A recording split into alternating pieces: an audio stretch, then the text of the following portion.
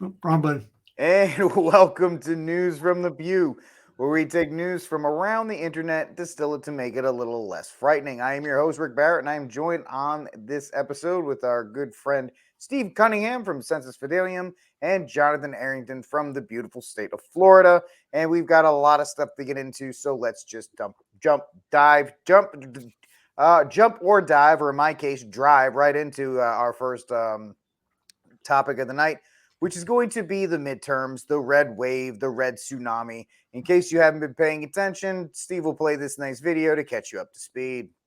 Suspicions about the democratic process stem from former President Trump's false claims about the 2020 election.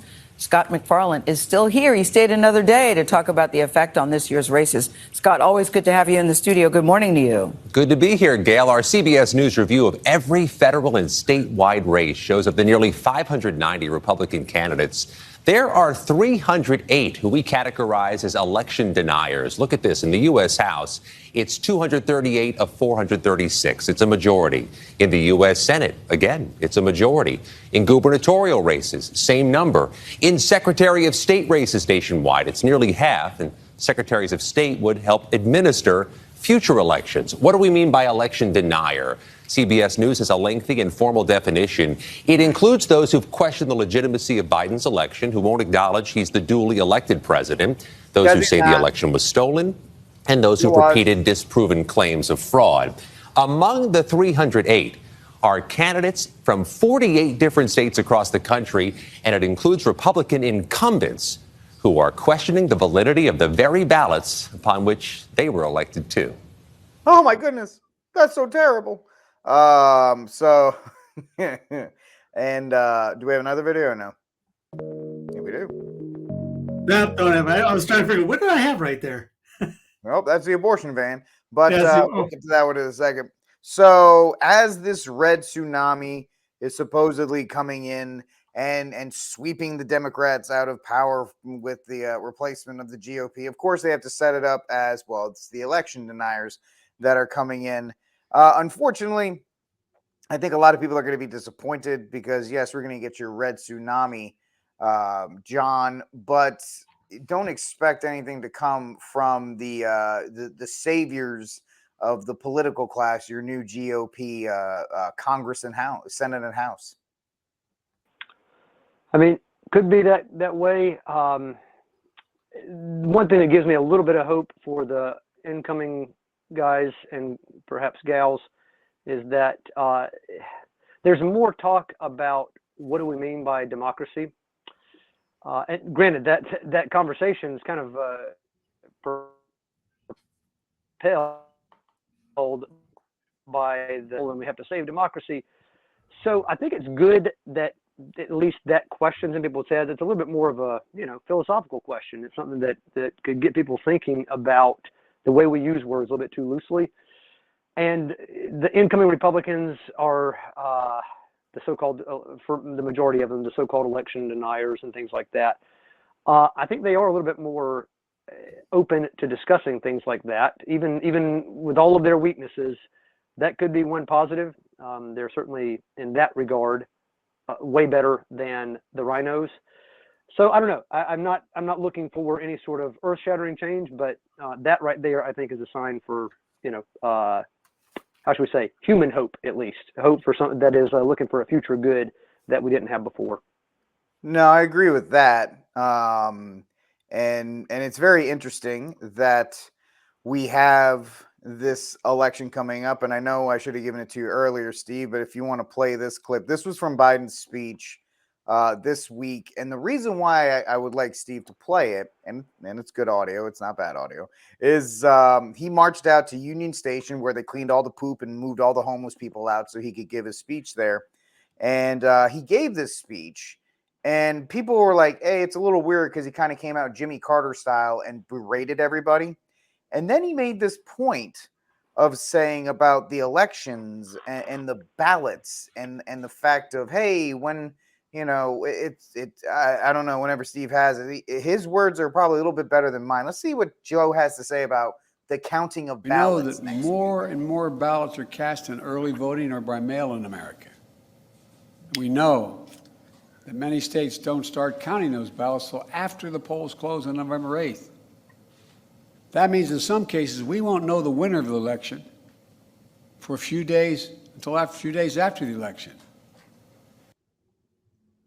Yeah, don't worry. We can tabulate American Idol and The Voice contestants in a night.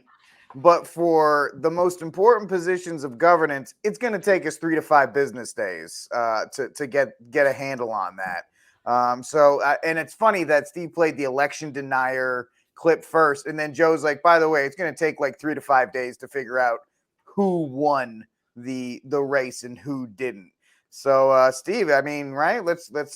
I'm sure it'll be completely above board, and there will not be any shenanigans whatsoever.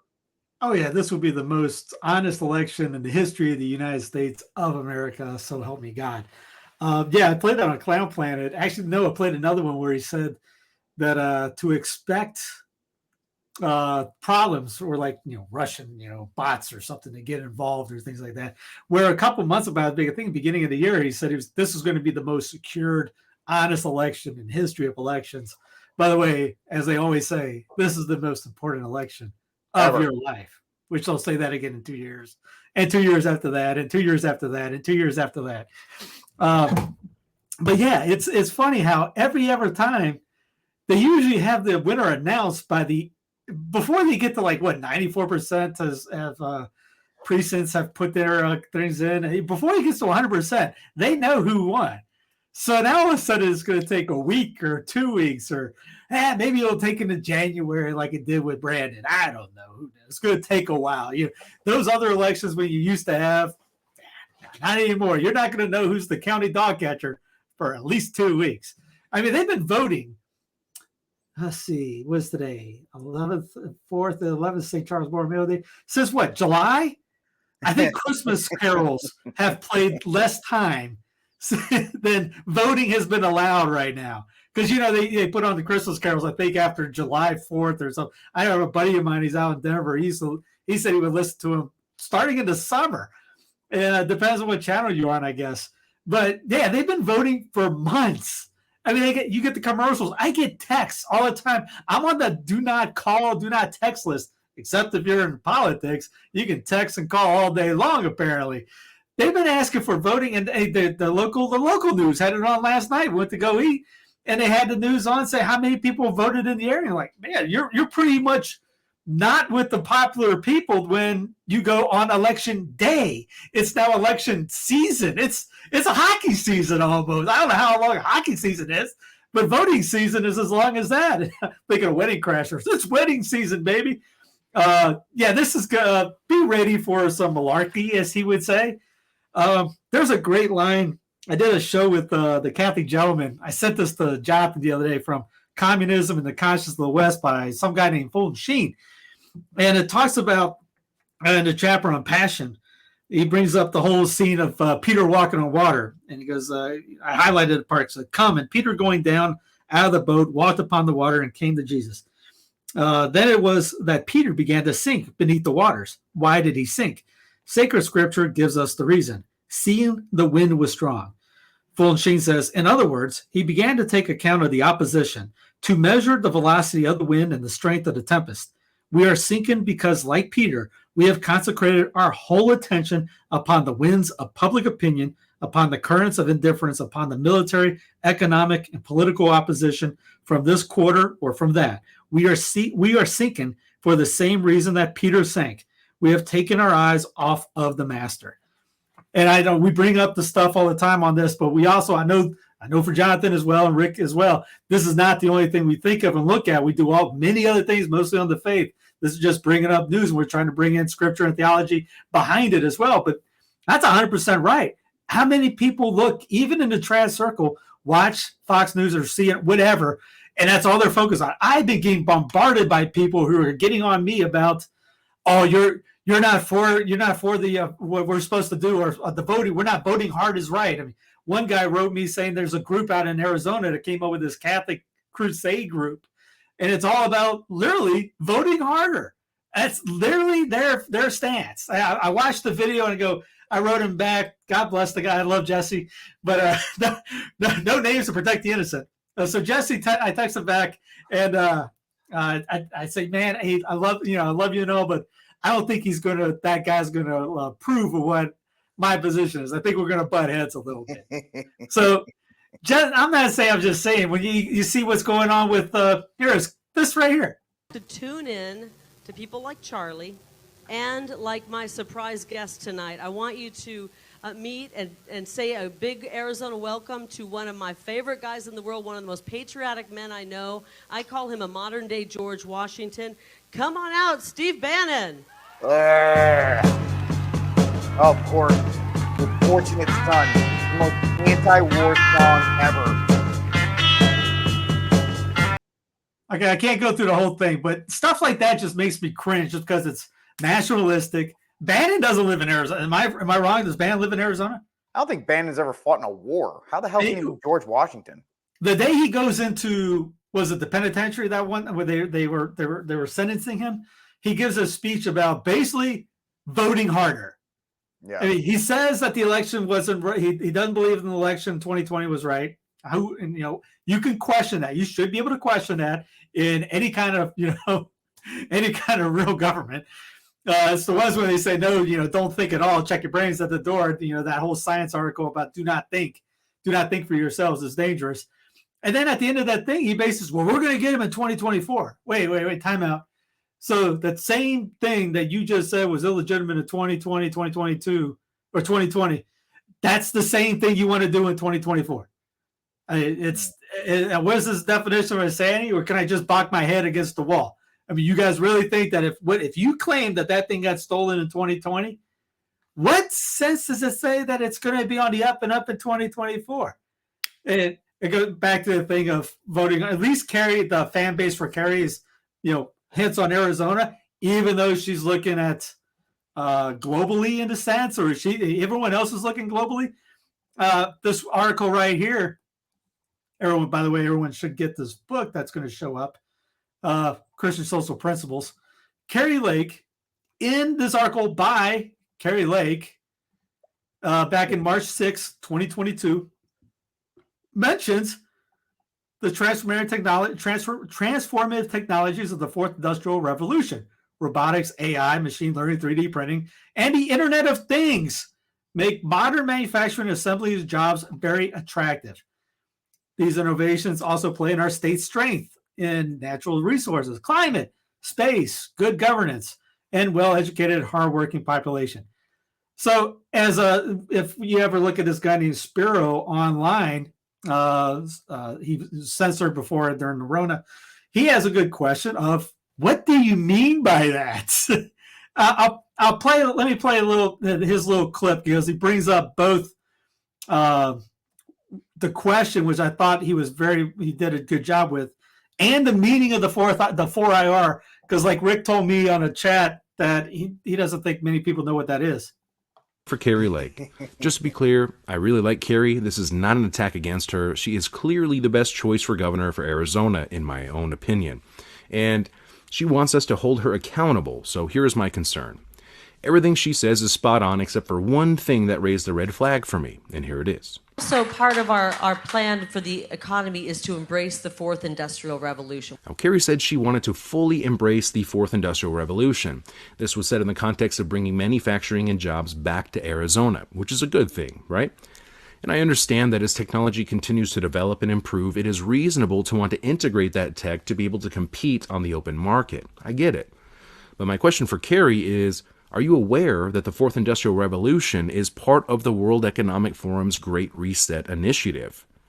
Which then raises another question: what is Kari's position on the World Economic Forum and its influence not only in Arizona, but the country as a whole and even globally? Here is Klaus Schwab, the founder of the World Economic Forum, explaining that the fourth industrial revolution is about much more than just AI and robotics. The difference of this fourth industrial revolution is it doesn't change what you are doing. It changes you. If you take genetic editing, right, just as an example, it's you who are changed. And of course, this has a big impact on your identity. Yeah. When you began to do that kind of gene editing, some people worry that you are changing what it means to be human. That's that's a problem. And here is a Bayer Pharma executive talking about gene therapy via mRNA technology. Ultimately, the mRNA vaccines are an example for that cell and gene therapy. I always like to say, if we had surveyed 2 years ago in the public, would you be willing to take gene or cell therapy and inject it into your body, we would have probably had a 95% refusal rate. I think this pandemic has also opened many people's eyes to innovation in the way that was maybe not possible before. Now, Kerry has made it clear that she would never allow mandates in Arizona, and I fully support her position on this and many other issues. But I'd still like to know where she stands on the World Economic Forum, its influence, and the Fourth Industrial Revolution.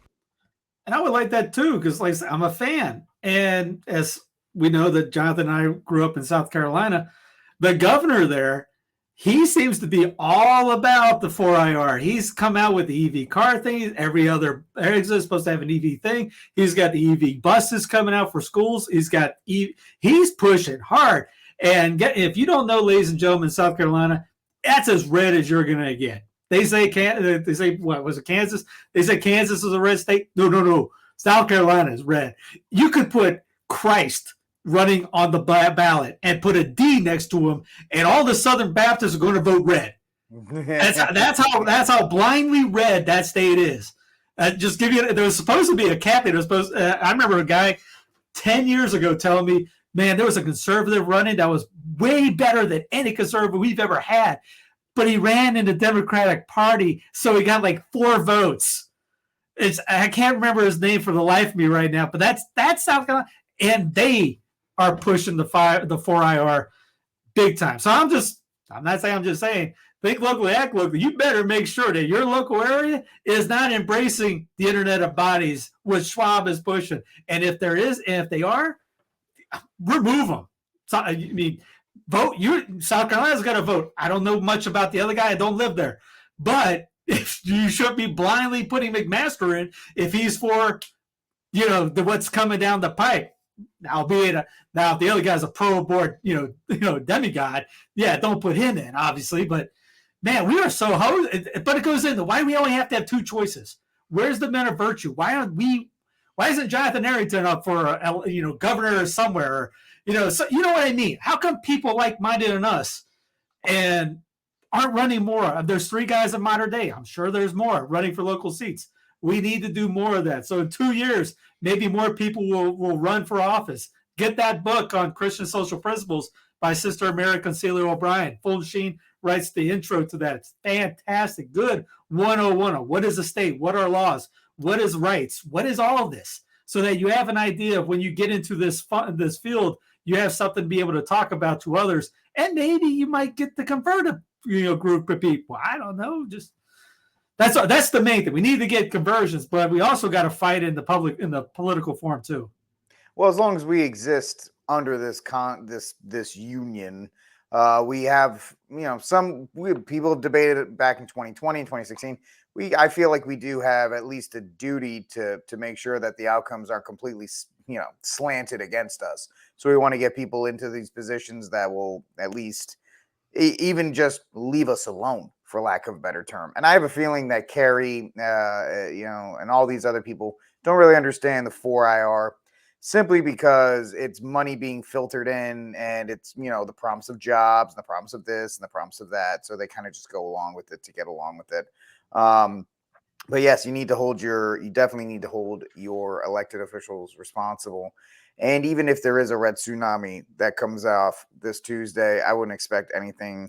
I would hope for a lot of change, but even just kind of keeping Joe in his place for a little bit would be nice as well. But I expect the red wave, but I don't expect the Ukraine to get any less money. They just gave $400 billion more in weapons today. Yeah. I don't expect Planned Parenthoods around the world to go up in smoke or anything or just close the doors or anything like that. I don't expect same-sex marriage to be gone. I expect more of the same, everything except everyone that's upset, kind of like I mentioned about Trump. You let out the steam a little bit. Yeah. Our boys got in. We're going to go back, pop open a cold one, put our feet up on the saddle, and Maybe watch Tucker every so often, but we're good now. We got our guys in. Scott Horn's going to do it. It's kind of the same thing with abortion. The way that, we got Roe overturned, and so now we don't really have to worry about it anymore until Lindsey Graham reintroduces it. But we got two stories to talk about here about abortion here on News from the Pew. With the entire, let's go with the NPR story. Now, we're not going to play the audio, but NPR did this morning. And yes, that's right. I said that. NPR actually recorded and aired an abortion, vacuum sounds and all, on NPR this morning.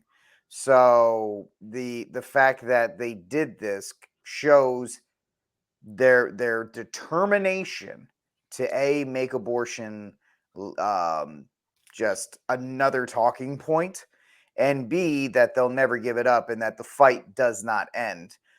So you have the fact that they aired that, and now you have the abortion RV, Clark, the abortion RV coming to a town near you.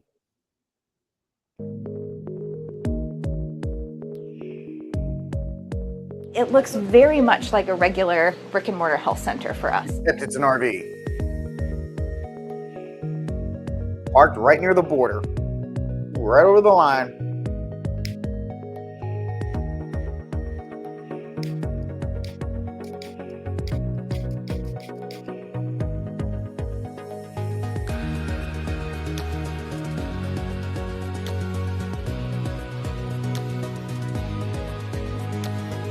Was the influx what you anticipated? We saw it a lot more quickly than we expected it to come. We are in Illinois where abortion is legal, but is providing abortion to women in Missouri where it is illegal undermining Missouri law? Our priority is making sure that the constituents who have been left behind in those states have access to basic health care. Pro-life, pro-woman. I like how they make the pro-lifers look like we think it's very irresponsible for Planned Parenthood trying to solicit Missouri women, and then when a woman has a complication, where can she go back to get help when that abortion ban is gone?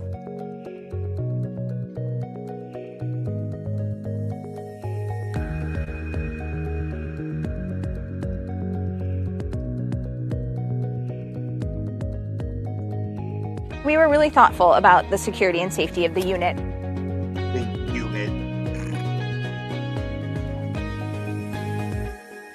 Got to secure them abortion. We're really at a critical moment, a public health crisis, where we need folks to be thinking differently, to be working together, to be acting boldly, and to be taking risks. Yep, baby's got to get murdered. And if we need the abortion RV to do it, we're going to do it. And they don't care that they're undermining laws, and they don't care that they're fighting to do the thing that you thought was going to be taken care of by SCOTUS. They're on the ground. They are mobilized, literally, John. And the fact is that we are just sitting back, smoking pipes, eating chocolate covered cherries, and just not really worrying about any of this, while they are continuing to push the envelope to as far as they can. Well, like you guys say frequently, and I would, just give a hearty amen to it. These sorts of disasters really, there can be statewide efforts, and there can be some national collaboration efforts. But I mean, the key is just going to be for the folks who live there, who are against the first sin that cries to heaven for vengeance, which is murder, to get out there and let people know that other than murder, there's another way. And that murder is always a path to more violence. Like you look at the biblical story there, how Cain, the first murderer, and with those enticing words to his brother Abel, let's go out in the field. And Abel, well, okay, yeah, sure, sounds great. My older brother is saying, let's go out and hit the fields. And then what happens? Murder. And then what follows Cain? Eventually you have Lamech, who's basically like Cain's ultimate heir. Just more vengeance, more murder even of children. You get with Lamech, Cain's descendant there. So just to provide that alternative voice as people who protest outside of stationary, as you might say, abortion mills, folks have to get out there and do the local thing and convince the women that there's a better way than murder. But gosh, I don't know what to say. It's just so horrific. I mean, basically murderers on wheels. Yeah, I'm blown away because this is the first I've heard about this. And unfortunately, that's just the one that's highlighted. I guarantee you there are ones parked in not probably in the Northeast, but that's the closest one is Illinois. I think Georgia's actually up for it too. I don't know if they have one, whatever state, New Mexico. I know in Las Cruces and places in New Mexico, I'm sure they have one or two lined up.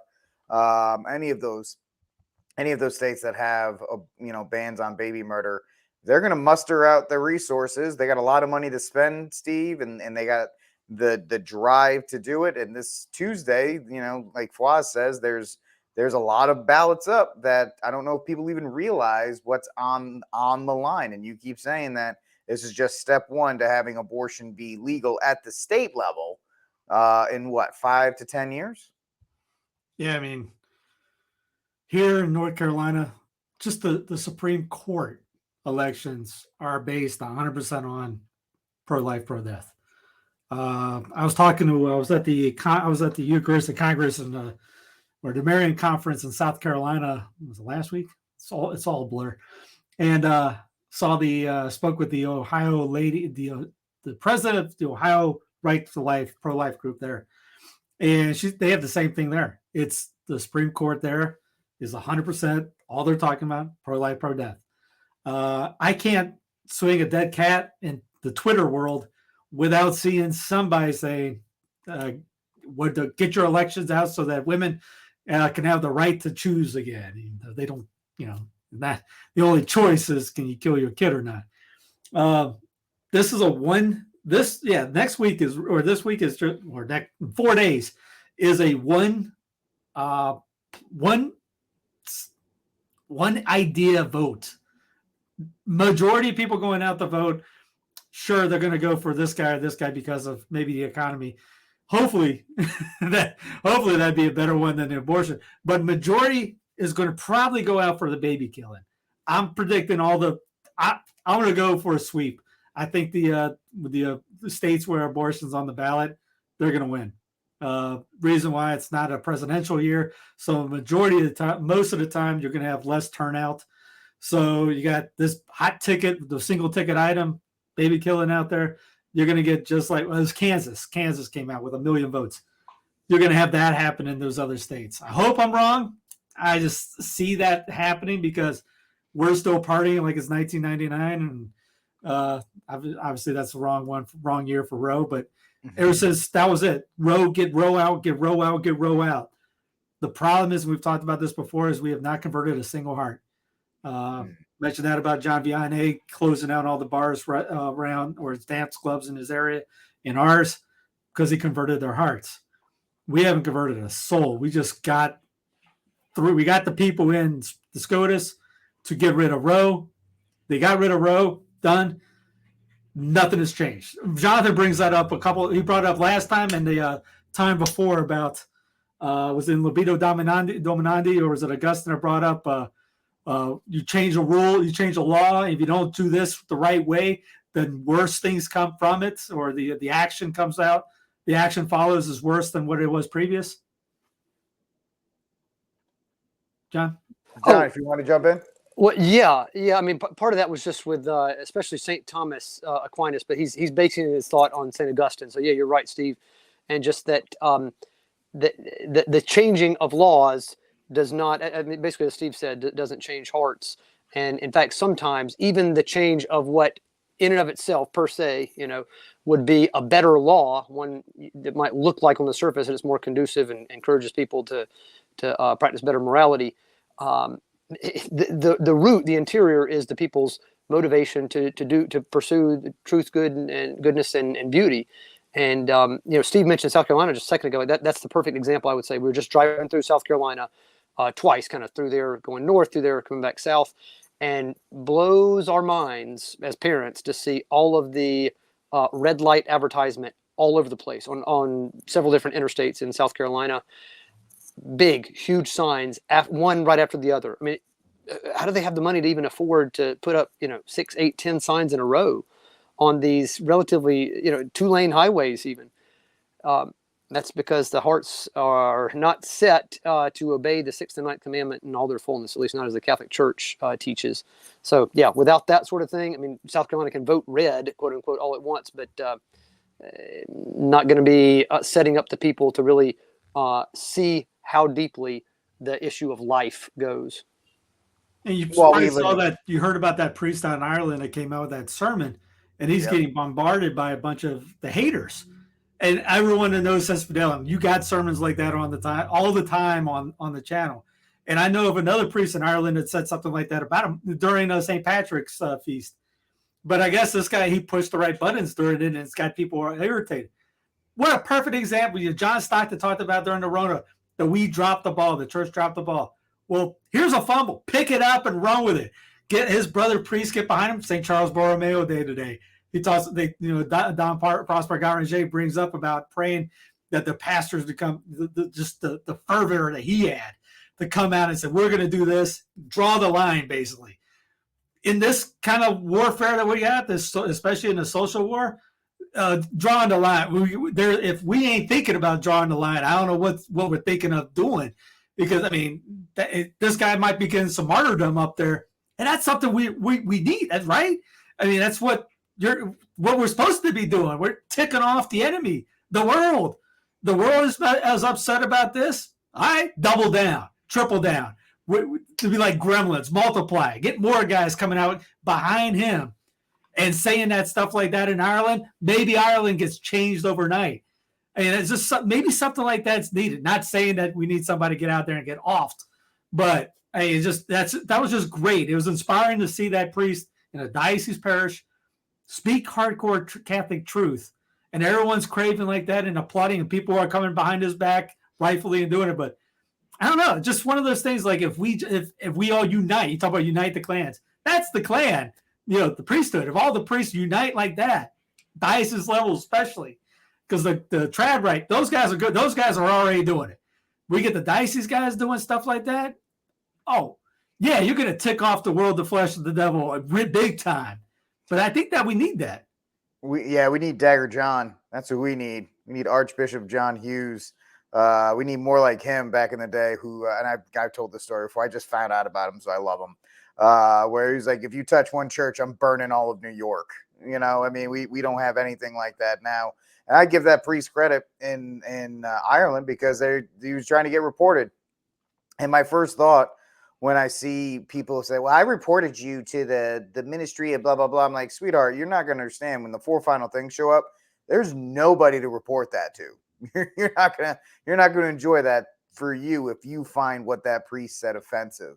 Well, here's what's coming in New Zealand. I think it's New Zealand. It's Australia, New Zealand. You were about and get your opinions on. We've had a couple of pieces of legislation from the Jacinda Ardern's government. One again tackling hate speech, supposedly. Another tackling something to do with language compliance or some weird kind of idea.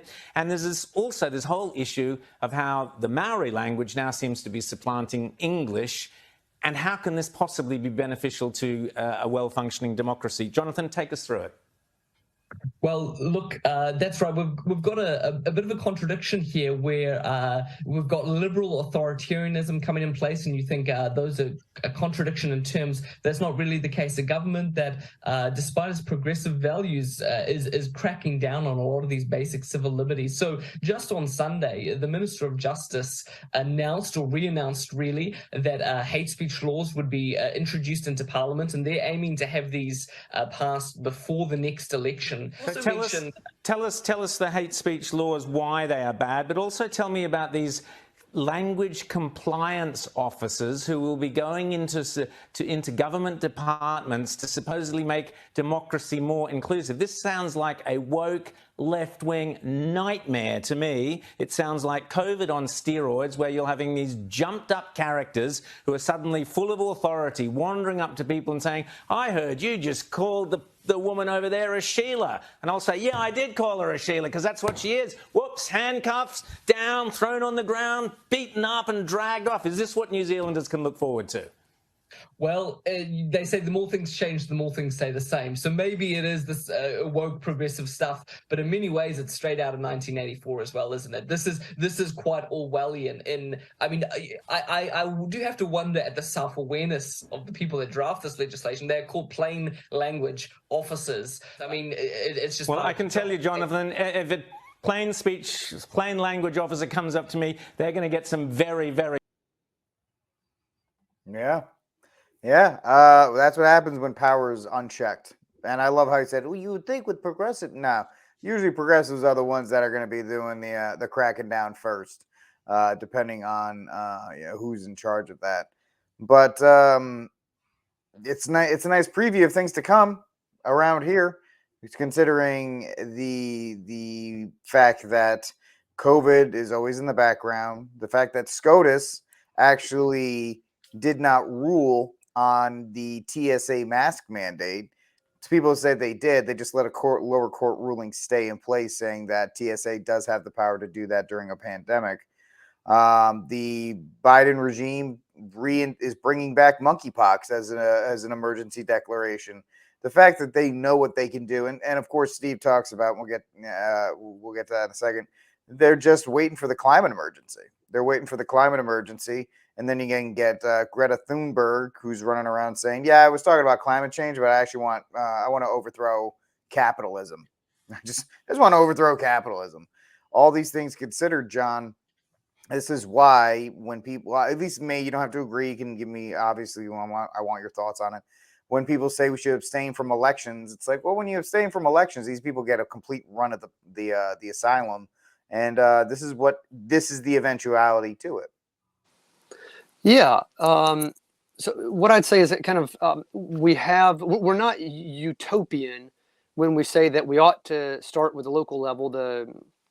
We ought to follow, you could say, the encouragement of the popes when they're describing political involvement, and we ought to go where we are and make things better locally, and obviously our families first, then also locally, then for us Americans who have our government structured in such a way, state level after that, well, county, state, and then maybe even by region before you worry about the nation. But de facto, I mean, in reality, yes, the national government, even if it's controlled, by the Fed rather than vice versa, the same players are there and are influencing one another. So we rationally would do what we can de facto to make the situation on the ground better as far as we can do it. Now, I mean, I don't know. I'm not worried about spending as much time researching, where the views of these national characters lie, the ones that are running for, the actual U.S. Senate and U.S. House of Representatives. Maybe it might be a little bit more important, but still, it's going to influence some people for the ill or for better. I mean, for instance, Trump certainly did more good than Hillary would have done, and he did less harm than Hillary did. Now, does that mean that every single person should have taken the time to cast a ballot for Trump? No. But if you cast a ballot at all for in the national elections, if you were only going to choose between those two, then of course it makes more sense to choose Trump. If you might want to cast a third-party ballot of some sort, there can be rational explanations for why that's the best course as well. But I guess the point is that on the ground, we've got to deal with reality somehow. And that's where really some patience and some intellectual rigor has to come in and say, I can bear listening to somebody else's argument about why it's even worth my time to talk about or consider these more national, these broader elections. But there's different ways of looking at it. The church doesn't seem to have a strong, as far as I know. I mean, I'm welcome to a correction here, but I see a lot of people getting really emotional about it one way or the other, or heated about it. Church doesn't seem to come down strongly about things like this one way or the other. Our involvement in these national elections. Even as soon after revolutions in Italy and France, as the church seemed to, basically you could say, accept reality as it was, a horrible reality with the thievery, as it were, of the political order as it was in those two formerly Catholic countries. But then you do what you can. I mean, there's you could say a historical argument for having fought back more against the de facto regime in Italy and in France and in other countries as well.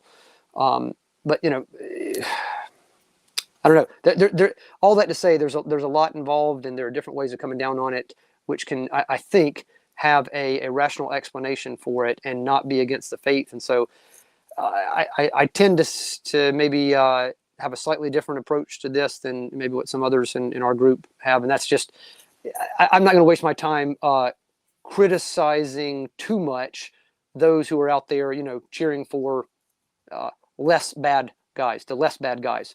I'm not going to call them the good guys, but the less bad guys in the national elections. I'm not going to waste my time doing it. So, you know, if they feel like it's a good use of their time, I'm too busy with my family to worry all that much about it. But that's kind of my pragmatic approach to it. Absolutely. Steve, your thoughts. Obviously, you're the one who found this video. This is just a preview of things to come if they get their way. Or if they don't get their way, it's still a preview.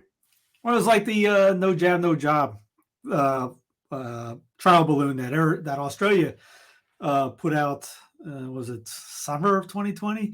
And they reneged on it. But anyways, this is what's coming down for later. Social credit score, etc. I mean, the EVs, the movement like that. As there was when we bring up that the priest, one of the guys is upset that priests are putting sermons out live streaming. And another guy, it's a famous podcaster, he disagreed with them. And I share both going, don't worry, gents. When we can't use our car for driving to Mass when they get rid of gas, and you can't have an EV, or if you do have an EV and your social credit score is not high enough that it doesn't even move or turn on, and you can't drive to Mass or get to Mass, and then, you know, the priest can't even get to it if he doesn't live on the grounds, and you can't access the internet if they have live stream because your social credit score won't allow you to access the internet, or you need a license to get on. And don't worry about it. You won't be able to watch it anyways to have the argument. So, and you know, people poo-pooed on that. I know, like Dr. K, I wrote him about this. And he goes, "Oh, you're extreme about that." I go, "Dude, 15 states in these United States have banned the sale of cars in the future after 2025. Australia has banned sales of gas-powered cars. Did I just ban the sales of EV? Ban the sale of regular cars in the favor of EV cars after 2025. And Australia has banned anybody getting a loan for a regular car in favor of EV cars in, I think, next year. So when that goes down, you see that coming. Again, pray tell me, how are you going to get to a parish? How are you going to get to this? And now with New Zealand, with this thought crime thing, that priest in Ireland now becomes enemy of the state, which, you know, it's not like these guys are just doing this willy-nilly on their own. This is a coordinated effort. If you watched anything we've been putting out, or I've been putting out, you know, reading what these guys think, this is all, how would you say, united front that these guys are doing. So you can't say that United Kingdom or USA or South America, you see the Brazil, you see the Tucker had on the Brazil elections where they're Twitter's and YouTube too are banning people from speaking out against what just happened, the election that went on down there, because they're saying it got stolen down there. So this is coming down the pipe on all that. You're going to get banned from all this speech in the not so distant future. And maybe, like, was it Cardinal George that said maybe his successor will die in prison, or his successor will die at the altar, etc. Maybe that's coming down because, you know, you speak the Catholic truth in the not so distant future. That might be a hate crime. And that's literally in New Zealand right now. That's coming. That's one of the things. And just things like what's going on at Kerry Lake here. Back to healthcare. Will you help myself and some senators put the criminals responsible for COVID in jail? That's a good question. I do want to get to the very bottom of who made the decision to mask our kids. Fauci, CDC, I think the school teachers union was in on it. I want to find out who made these decisions to shut our businesses down and shut our churches down. I want to have a commission to investigate COVID and how it was handled in this state, and hand up any civil or criminal charges that need to be made. Because we're not going to just forget what happened when our lives got turned upside down. I think most when our people businesses got shut down, when our grandparents and parents are forced to die alone in a nursing home.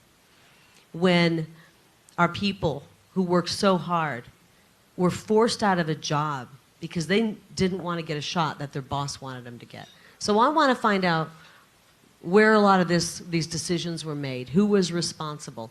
And if there is a way, and if there was some criminal activity, I think we need to look at that. Absolutely. This wasn't just some little petty theft. This was the theft of our freedom, our lives. This was the theft of our health. And I'm all for it. And I think that's why they're fighting against me. I think that's why they're fighting against me. Why didn't you answer the The question? first question would have been, do you support Nuremberg 2.0? Yeah, exactly. And I don't know if how many, that'd be nice if somebody said yes. I mean, I know we're supposed to forgive or forget. In this case, you can forgive. But it's just like with the Souls of Purgatory, there's reparation there they need to pay for what they've done. It goes into that Atlantic article wanting amnesty. Yeah. Wait a minute. Yeah. Those people are pushing all sorts of things at the beginning of this. Now all of a sudden they want amnesty. We got kids that are screwed up from the mental cognitive feature actions. 300 and some odd %. Even my sister-in-law has noticed that, and she was a Muslim. And you see all the jab, everything that's going down. Now all of a sudden these guys want amnesty. I'm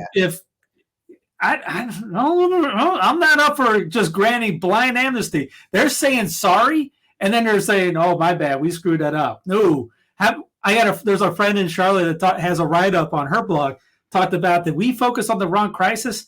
And she mentions about I think it was double figures died in North Carolina versus 4,000 abortions. Wait a minute. Well, if we're worried about deaths, this thing had 400 times more deaths than this, but this is an approved death. But you see this coming down. I keep saying that this dark winter. You see they're pushing the jabs. They're pushing more of the boosters.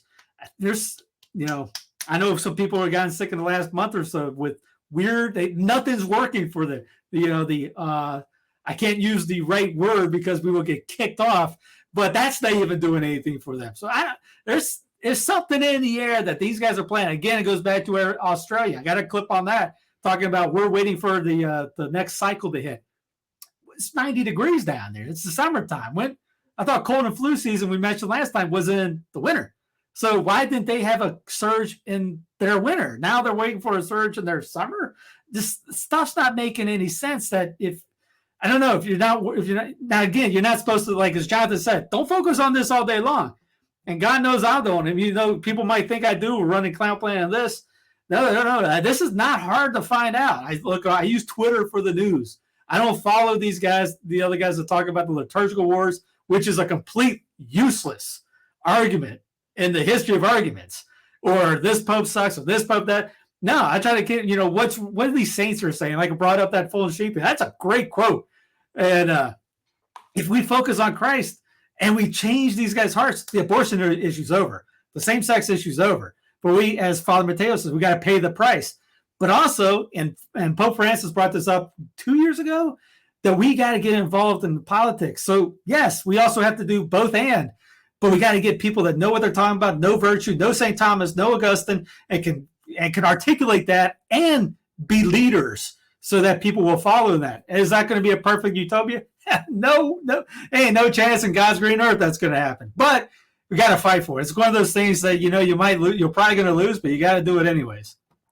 For colleges, freshmen who graduated as seniors during COVID, they're failing at an alarming rate to the fact that they can't even stay in classes. They're leaving classes. They're withdrawing from these things. And so when you have here's one of those guys about inflation, because that's a big concern for voters. What do you think the biggest cause of inflation is? And should the Biden administration be doing more? He's a graduate from Rick Barrett University. No, I just do. I think that simply is also, let's talk about the trillions in massive tax cuts to the corporate tax structure as well. True. Trillions of dollars that have added to the deficit. and now they still want to support those as well. True. I think in terms of being very serious about addressing inflation is making sure that those rates are brought back into a line with what they should have been, where they're able to fight the deficit. You catch all that? Yeah, clear as day. Clear as day. And that's a close race. That's going to get stolen. And people are going to be shocked when Fetterman wins by like a half a percentage point. But that goes to my argument that we need people that, not saying like us, don't want to say like putting us on a pedestal or anything. Good guys. There's good people. There's way better than myself out there that can run and do this. They just need the push to do it. If someone in Pennsylvania, you tell me there's not a Catholic in Pennsylvania that's solid beyond solid that can run against him for that, or governor of South Carolina, or governor of New York, or who else is running? Just go down the list. I don't know. That's just me thinking out loud, going. Yeah. They talk about DeSantis. We need a DeSantis in D.C. What about 50 DeSantises? Can we get 50? Like, how about 50 DeSantises that are? And he's a Catholic dude, but that 50 DeSantises that are just jacked on the Catholic faith. Can we get 50 of those? I mean, they're out there. There's enough of them out there. We just have Jonathan knows 100. Mm-hmm. They all might be in Tampa, I think. I don't know. Well, they're all Well, they're all still swimming in the victory of having Cardinal Burke come down there a couple weeks ago. So I mean, that's a pretty big deal. From what I hear, that you guys had to do a lot of stuff for that. But yeah, we do. We need to get Catholics involved and engaged. This was across the street from the parish where Burke was. You want to improve people's lives? I bet some people in here want to improve people's lives. Are you with me? Okay. Come on, people. Let's wake up. We got the President of the United States in the house. Come on now. I know you got a little more energy than I hear. I'm joking. Yeah, said than him. Burke, I was just joking. Burke took all the energy to him. Yeah. Well, he needed all the adrenaline shots to get up and get moving. But yeah, we'll see how that goes as far as how that all shakes out. But let's move on here to another big story this week. On Friday of last week, or around Friday or Monday, Twitter was officially acquired by Elon Musk, and the good folks at NBC are losing their minds about it. Because I know that you've been talking to a lot of folks employed by Twitter. What are they telling you? What does the separation also look like, the details of that? Sure. So the most important thing that Twitter employees want to stress is that the company is a nightmare right now. Yeah. And you cannot work there. And the website is built on sticks and it might fall apart. So how is it cards? If it falls apart by Tuesday, we're in trouble in terms of getting election information out there. The other thing they're warning to me about, by the way, to regular people, this is the thing. These people have lost their jobs, and this is what they're worried about right now. Yeah, learn to on code. Tuesday, on Monday, let's start on Monday. On Monday, anybody can maybe buy a verification badge, right? Verified check. Right. Yeah. You could go and pose as anybody, an election official, a public figure, whatever. And they've cut the moderation staff so severely that there's no way they're going to catch up in time to these lies. Wow. So using Twitter as a trustworthy source of information on Tuesday is going to be a nightmare. That's what people inside of Twitter, or people who just got laid off, some people who are still there, are warning about, because they go and talk to Elon, who is deeply out of his depth, objectively. And they don't know what's going to happen next week during the United States elections. Yeah. The fear mongering is pretty hardcore with this one. I don't think anything of that sort is going to happen. And Elon also said that he was going to put in this new system where anybody could buy a verification badge, which I think is brilliant, because that way it'll actually eliminate bots on the site. But the people who have used the blue check mark as a validation for their entire existence are, of course, freaking out that plebs like us will be able to buy that sacred blue check mark. But the people are celebrating, John, that this is a return to free speech, kind of like everything else we've been talking about. Yeah, is it fine that Elon bought it? Yeah, that's great. But this is not something that you should be really obsessed with in that regard.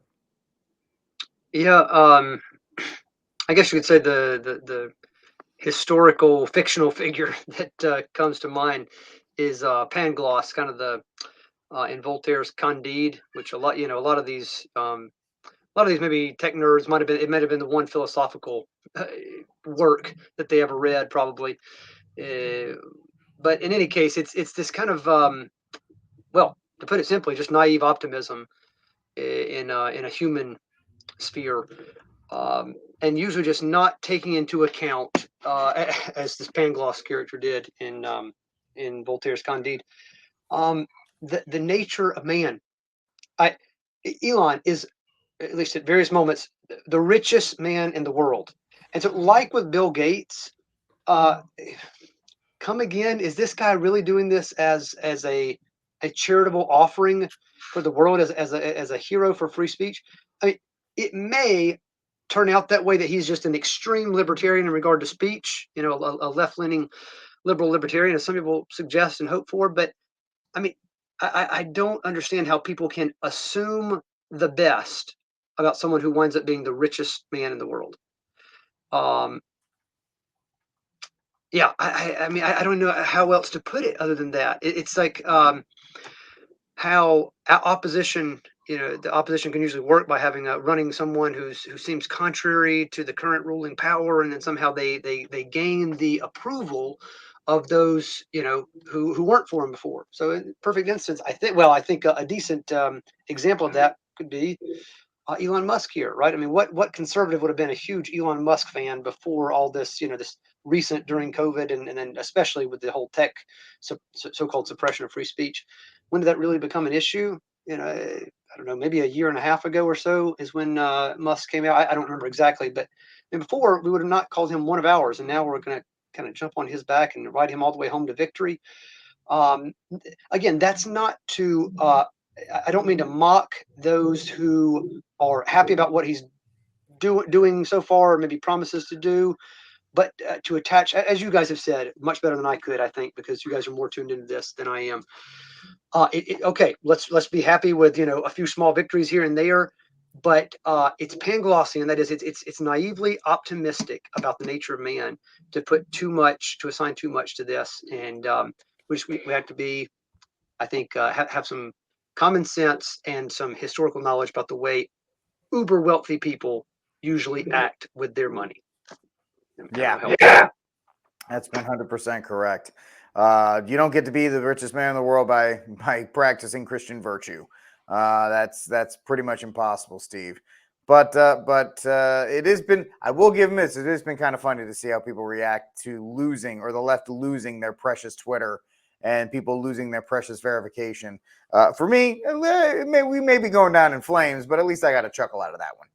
Hey, Corbett did a good podcast on Elon Musk, but then he did another one with basically a debate with a friend of his who's in that same alternative media sphere, who was going, hey, man, but kind of like what Jonathan brought up in a sense, not exactly what he brought up in the sense of, hey, we can look at him and these good things that he brought up. Isn't that good? Yeah. And Corbett's like, well, just, pump the brake a little bit, because, you got like stuff like, World Economic Forum wanting a climate change tax. Elon Musk, it's high time there was a carbon tax. UBI, Musk is on video saying, that the robots will take over, people won't be able to work. He's in favor of a UBI, universal. The guy made his money off of electric cars. Of course, he's all about that stuff. Yeah, it's going to be he's all in on the 4IR and then the Internet of Bodies, etc., things like that. He's not on our side. But my biggest thing would be, this is a distraction to everything else, just like the underwear conspiracy that's going on out in San Francisco or wherever the Pelosi reside. This is a distraction. Everyone's focused on Twitter. Now everyone's focused on somehow 200 and some odd cameras decided not to work, and there's a guy standing in his underwear with a hammer, and they're shaking hands, and the cops come. Wait a minute, there's no footage from any cop. They all have body cameras. You're telling me there was a CNN or an MSNBC has a video of talking about this conspiracy theories of him being, in an inappropriate relationship or something like that. And you go, well, this could all be ended if you produce the camera. Show the camera that's going on right there. Squashes all theories, squashes all this. Give us the truth. Put the light on the truth, and you'll see what it. But just like everything else, everything is a distraction. Focus on what's going on and continue on that. Don't get into the Twitter thing. Elon, if Twitter goes away tomorrow, it'll be better for the world. I promise. Just, if that was with Elon or without Elon. I use it for news, so I would find another way to find the news on that. Twitter is not this. I'd rather have him buy YouTube, to be honest. Yeah. But it's Census Fidelity is still banned on Twitter. By the way, it's been a week, and they ain't coming back. The Last American Vagabond's not coming back. I don't see Trump tweeting. There was a couple of views. There was a couple of tweets out there going talking to Elon. Is this Elon? Did he go away? Is blink once? It's the things that were going on during this week. Again, it goes back distraction. Nobody's keeping up with what's going on in Ukraine. Nobody's keeping up with the election. Well, not nobody, but majority of people are not focused on elections. Brazil, most people don't know what's going on out there. But how many minutes in the last week has been focused on Pelosi and the underwear gate? How many minutes been focused on Twitter? Hey, you come up to me, talk about what's going on with Elon and Twitter. I care more about what happened in Vatican II than I do about what happened with Twitter, and that's low. Yep. It is a distraction. It is 100% a distraction. Like a conversation like this with Mike. Okay. Social Security to pull it up by the roots and get rid of it.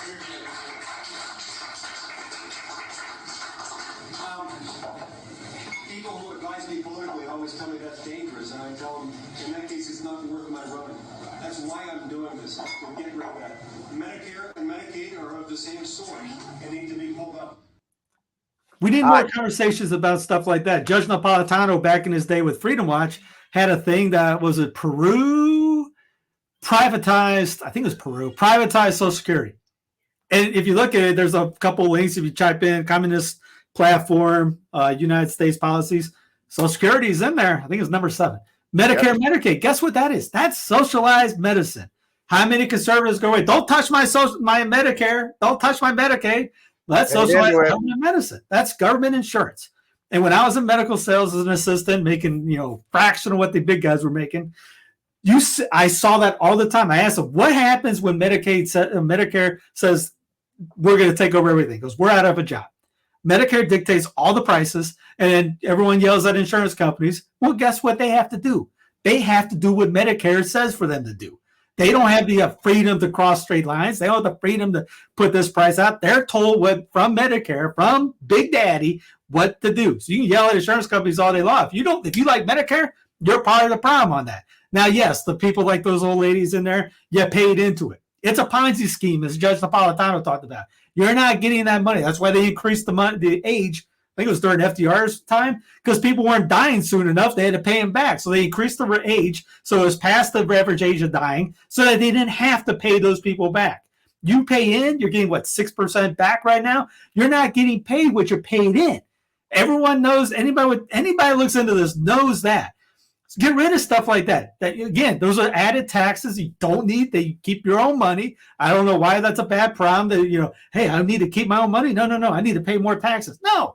You end Medicare, you end Medicaid, you open up freedom. What is that Joseph Schumpeter line? People like the word freedom. They like how it sounds. They like the ring to it. But in the actual practice of it, they don't care much for it. Now, again, we can have other things like Catholic health shares and things like that. I'm actually in one of those where everyone, you have something come in, you submit that, hey, we got this bill, and they go for all these people all over the place. And here is the North American continent, really, and they send you cash to help out to pay off those bills. You don't have insurance that denies you or anything like that. They take care of everyone. It's a big community, which it should be a community helping each other out in a sense. So if someone comes up, I send money to another guy who's battling cancer or surgery for that or a pregnancy or whatever it is. But to let Big Daddy take care of it, now you're subject to DC. And this, when you get federal money, boatload of federal money, as Sotomayor said about things like that. And that's why DeSantis and those like that, they can't really cut bait because they're at the teat of Big Daddy against the feds.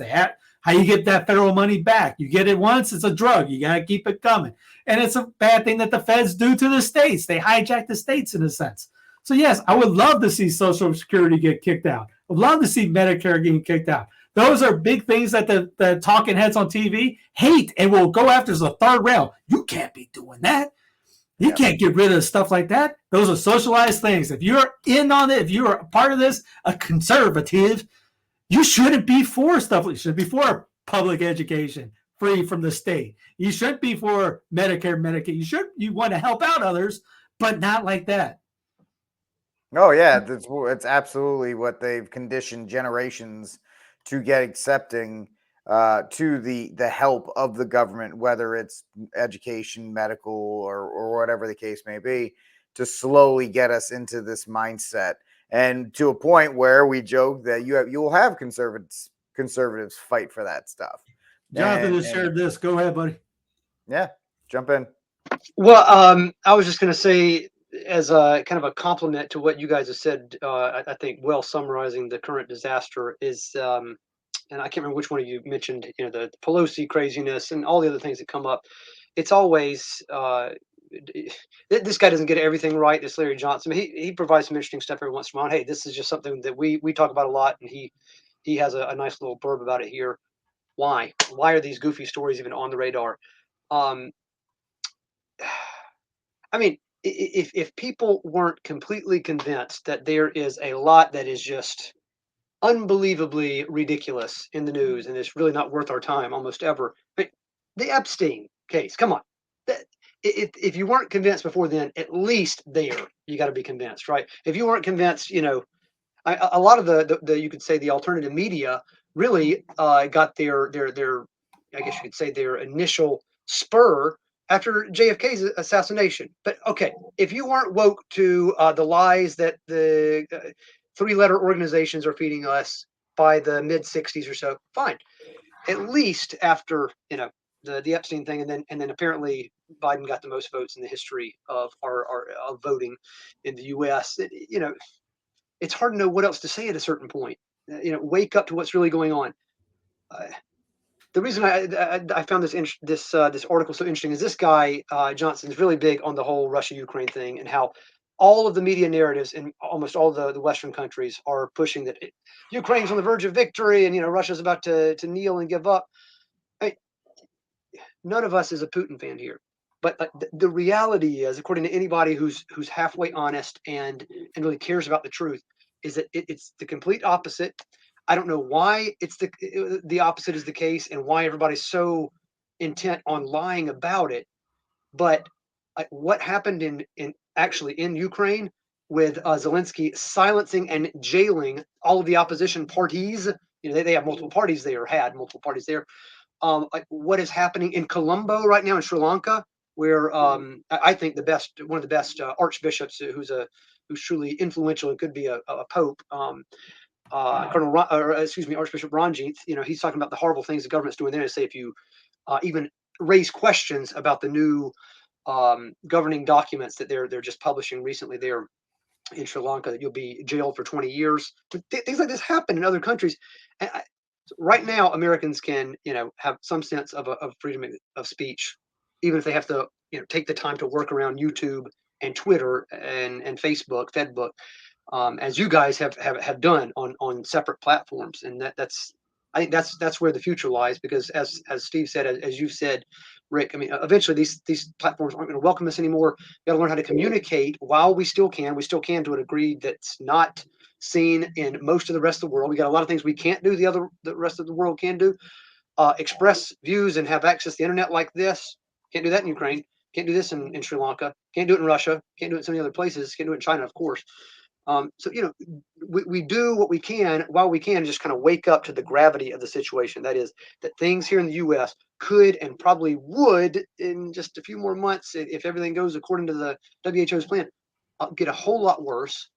So there are good things to be said and done right now, and we ought to. If we're doing what the church tells us to do, that is pursuing holiness first and foremost, as I think Steve just said, we're going to end up doing what St. Charles Borromeo, whose feast is today, St. Philip Neri, his buddy there in Rome, did. we're going to transform the educational structures by pursuing Christ's mission, as St. Philip Neri did and his dear sons. We're going to help the truly sick and dying, as St. Charles Borromeo did, but because we're seeking Christ first. You have that right order, and things like better health and better education. Those things come. They flow from the blessings that God gives. You invert that order, and it's a disaster. You destroy your health, you destroy education, and you've forgotten about God. That goes back to where we started out with the Fulton Sheen thing. We are sinking because, like Peter, we have concentrated our whole attention upon the winds of public opinion, upon the currents of indifference, military, economic, political opposition from this quarter or that. We are sinking because we have taken our eyes off the master. Yeah. When the orders, when it's out of order, this is what the result is. The type of society that we have. People want to talk about a Judean Christian culture or all the blah, blah, blah, blah. We're not in it right now because the order is completely out of whack. Everybody uses their religion to justify their politics. They use their politics to define their religion. Well, I'm this and that, so this is the kind of Catholic I am or whatever, instead of saying, well, nope, I am a Catholic. I'm not an American Catholic. I'm not a Filipino Catholic. I am a Catholic. And as a Catholic, these are the values that must be enforced within this society. There's no tolerance for whatever, abortion or these other things. There is no conversation about it because error has no rights. And that's the big issue that I have with certain people and certain personalities, is the being hell-bent on conversations and dialogue when dialogue does not exist with error. And it doesn't exist with people, and I get you try to convert people and blah, blah, blah. I get that. That's fine. But outside of that, when your order is not correct, as in most of American society, this is all of this, the drag queen story hours, all these kinds of things all stem from it. Why? Because the family is not put in importance. It's not God, family, society. Because, if your family is focused on God and that is the foundations of society, if you have enough of those, then your society will be fine. Everything is now government as the foundation pushing out. Now you have single moms, you have this, you have government education, you have government employees, and so that's why everybody's chasing things like technology or food or whatever kind of things to fill the gap that they don't have, because they don't allow their soul to pursue God, which is what every single soul does, especially in the month of November. You should remember that, praying for the holy souls, and in this month being that. So I think we got. Well, just to piggyback on what you were saying, made me think of this from, again, the book by Sheen. If husband and wife live as if there was no God, then America shall have bureaucrats pleading for atheism as the national policy, repudiating the Declaration of Independence and denying that all our rights and liberties come to us from God. It is the home which decides the nation. What happens in the family will happen later in Congress, the White House, and the Supreme Court. Every country gets the kind of government it deserves. As we live in home, so shall the nation live. There you go. That's perfect. Look at the guy in the White House right now. He is a perfect reflection, a Catholic in name only, who completely has butchered the faith for his own political use. His family is a mess. Look at his son. Look at the creepy way he hangs out with his goddaughter or his granddaughter. That's a man who is consumed by the flesh and is 100% both feet in this world. And he is a perfect reflection of society as a whole. So I think that's a very good point there, Steve. I think it was full point. I just read it and I'll get credit for reading it from him. I read good. You read very well, Steve. No, but say if we're all looking at big global ideas, global problems, but if we take it like Jonathan will, myself will, Rick will, and if you're listening in Arizona, or in Australia, Arizona, New Zealand, wherever, whenever, wherever you are, and you go, I'm focusing on me and the family, getting your home to way it should be, right ordered, and just doing that will, from what I understand, grace will come from that, and you'll end up the penance and paying the prices Mateos talks about. Maybe that converts someone else that come down the road, or you get a group going, or you get inspired to do this, or your parish becomes a beacon of light for that area, and that parish ends up converting that area in the neighborhood. You hear all those little corny lines of it starts with one. And in this, it really does. It's just, where's our will? Do we will more for, is our motivation more for this or for these stupid arguments on Twitter? Or is it for, getting calluses on our knees? And it's going back to that. Advent's coming up. Let's make this the best Advent in the history of your life. Or you might die tonight. Make this evening the best history of your life. Just that build up. Just all you might not know what's going. You hear that about the souls of purgatory. All the sermons you hear, you don't know what's happening with them, with your prayers and penances and masses. So the same thing applies to graces in the world too, right? Yeah, it's really the example of living your faith, right? Yeah. You be making your, like John and you, Steve, with your families and the way you provide and the way you shepherd them and the examples you make. You are living out your examples of the faith in action. And that is more powerful than any tweet, any YouTube video, anything else, because that is people actually saying, all right, Steve, John, these guys take it seriously. That it is that important to them. The order is correct for them. And that's what we want. It, maybe you'll inspire younger men to find a wife and settle down and provide for them and have many babies and repopulate heaven with the souls, which is what God wants. He wants as many souls back as possible in heaven. And you guys are showing that way. And that is what we're really trying to say. If it sounds like we're just kind of talking, about theoreticals and things like that. No, look at Steve, look at John. They have their beautiful families with their beautiful children, and they're living out the faith, and they're going to masses, and they're doing all of this stuff that is required of Catholic men. And so that's what we're looking forward to. I don't know how many stories we got left, Steve. I know we have at least one. So no idea. If we don't have any stories left, we can jump to John, and he can give us our saint of the week in our cry room, and we can wrap up the show. Go for it.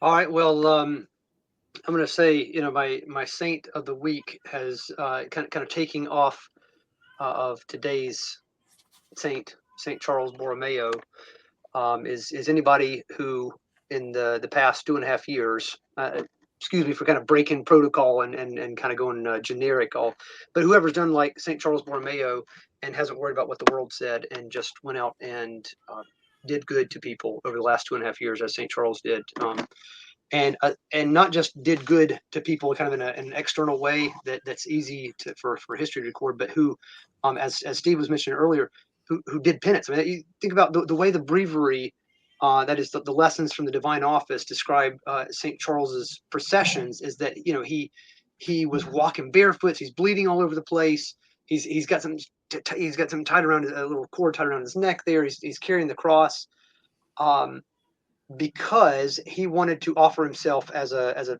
sort of sacrificial victim, as it were, for those who were suffering. And so, I think it was when I was thinking about when Steve was talking about, maybe it's Father Leo or one of the Sacred Heart, Holy Face devotees there, that we're going to have to pay the price at some point. So for all of those who've paid prices, small or great, over the past 2.5 years and imitated St. Charles Borromeo, that's a real saint of the week, I'd say. And then, for the cry room, I'm going to, I think, sadly, have to put in Carrie Lake, because I was pretty impressed with her before I've seen these clips you guys revealed to me. So it seemed like both in that article that Steve was talking about, in which she's a cheerleader for the Fourth Industrial Revolution, and the one that maybe Rick was playing, where she skirted around an answer. If politicians can't answer questions, because that would already either signify they're trying to hide something, or that they're not good enough listeners, that they didn't actually catch it was a question and are responding to a different question, a la Fetterman, who's talking about something completely different. And it seemed like, I hope I'm wrong in misjudging here, and that she'll get out of the cry room by proving me wrong with some unearthed clip where she did respond to those I think good questions.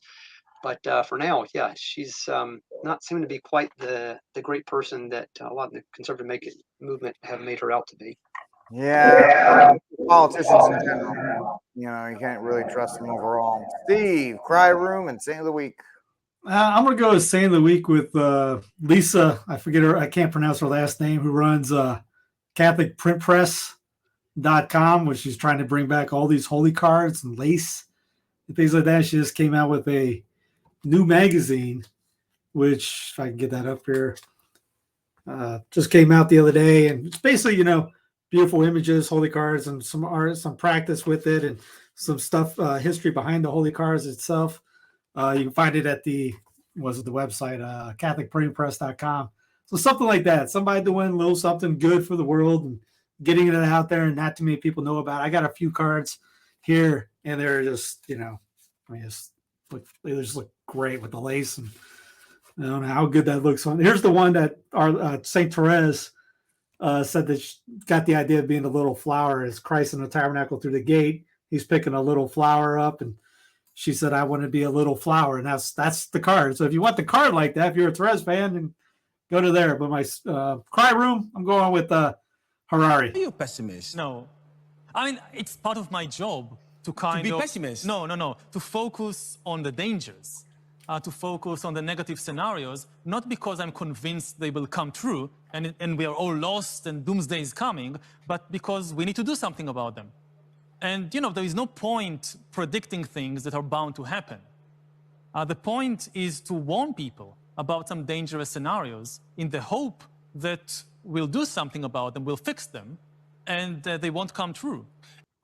We could play the rest of it. You can just look it up, just type it in. It's the latest one. He was on one of the night shows. He's got a book for kids. Here's a gay atheist Jew out there pushing a book for kids to basically screw them up. So he could be in the crime room every week as far as I care. He's the philosopher for the reset. Not a good dude. Prayers for him, please. Absolutely. For me, I think my Saint of the Week, you guys had some very good Saints of the Week. I will continue my tradition of having absolutely terrible ones. But I like it. So my Saint of the Week, I will send this to Steve, is one and only Chuck Norris. Why Chuck Norris? Because Chuck Norris has lent the thumbs up of amazement to Blake Masters. Not that I care about Blake Masters, but now that Blake has sewn up the Arizona election, it's already done. You might as well just call it. You don't even have to do it anymore now that Chuck Norris has endorsed him. And he's getting rid of contraception too, isn't he? No, Chuck is legit, man. Chuck should be this. I mean, there's been rumors that Chuck wants to be the president of Texas, which I would be more Masters. I didn't care about Chuck. I meant Masters. I care about Chuck. I don't care about Blake Masters. Forget Blake. He's not in my state. Whatever, dude. Chuck is more important. But he's my Saint of the Week because he will roundhouse kick you, man, if he hears that. And my cry room goes to the guy who wants to be governor, Robert Francis, soon to be 3-time loser, O'Rourke, who tried to jump on yellow bone, long hair, star, thick and. We won't play the song because we get flagged for YouTube because of the song. Yeah, so it's this TikTok trend. And this poor Latina girl was dragged in by this creep. Look at him. Look, peeping Tom. It's awful. That is just the grossest thing ever. And there you go, Steve. Thank you for freezing it on the appropriate frame. Here's the thing. It's all about abortion with these guys. Here's the thing, Beto. The internet is for everybody. That will be your face forever. So I'm very happy of that. And so that's the cry room for me. All right, folks. Well, thank you for hanging out with myself and Steve and John here on News from the Pew. Like, subscribe, and share the News from the Pew. I hope you all have a great weekend. We'll talk to you next week. And Viva Cristo Rey.